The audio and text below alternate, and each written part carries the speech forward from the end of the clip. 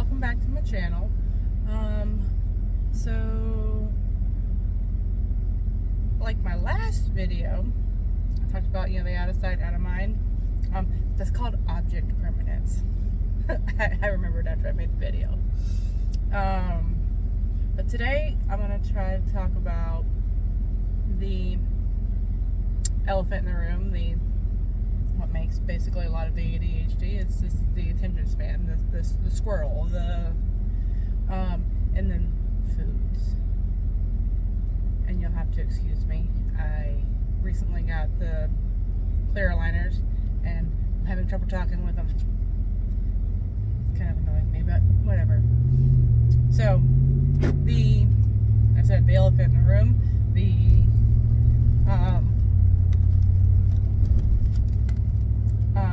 attention, something catches your eye, the corner of your eye or whatever, the whole, ooh, shiny, squirrel. It does make it hard for people to focus on it, and especially if what you're having to focus on is not and I won't even say boring, because that is subject to an opinion. Somebody might think archaeology is absolutely the dullest subject in the world, and you have, like, my daughter who wants to be an archaeologist even though she's ADHD. She can't focus to save her life, But so yeah, that's, like I said, it's subject to individuality. It could be the most enthralling thing in the world. That was a phone call. In the world to some people, and other people it's not. So, but when you're having to focus on something that you particularly find dull, it makes, I like to call them my spidey senses, just kind of, they're all tingly out there. They're, like, everything catches your attention, and it's very hard to focus. And I do this with my significant other all the time, and I'm actually usually really interested in what he's talking about, but it's, I also get everything catches my eye, and I really have a hard time focusing, especially when it's late. If you're tired, oh god, it makes it so much worse. So, and then here's the catch-22 with that. Like, even if you take medication, it is really hard, because you can't take it at night, otherwise you'd be up all night. I know there is some medications that are 24 hours, but sometimes it's just, as you get to being an adult, and maybe even an older teenager, like, you just learn to compensate for things, especially later. But that's my personal experience with it. Foods. So my children, like, get stuck on foods. Like, there's just certain foods, certain things, they just want. Like, they get it, they want it.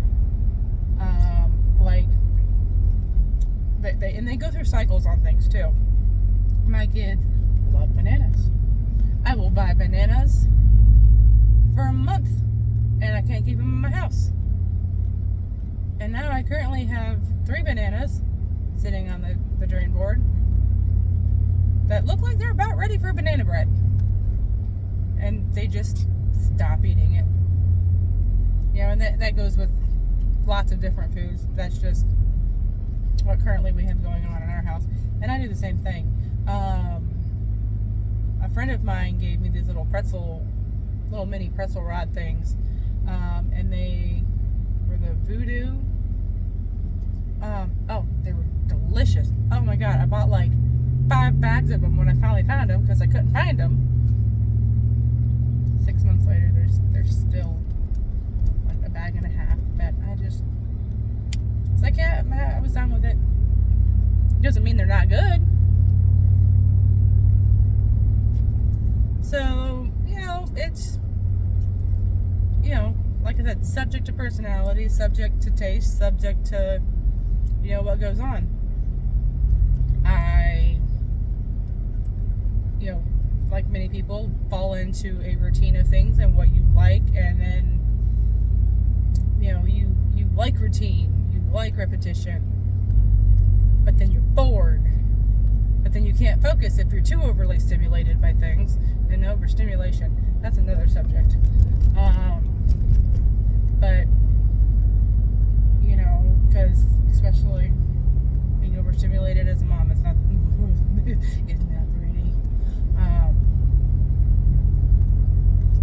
But, yeah, I think that's pretty much what I've got on those two subjects. Like always, if you enjoy me rambling about certain things, remember, I am not a doctor. This is not medical advice. But if you like my ramblings, like, share, subscribe. One day I might eventually get enough to get paid through YouTube. Who knows? Yeah. If you have any questions, you know, comment, and maybe I'll make another video about it. Bye, y'all.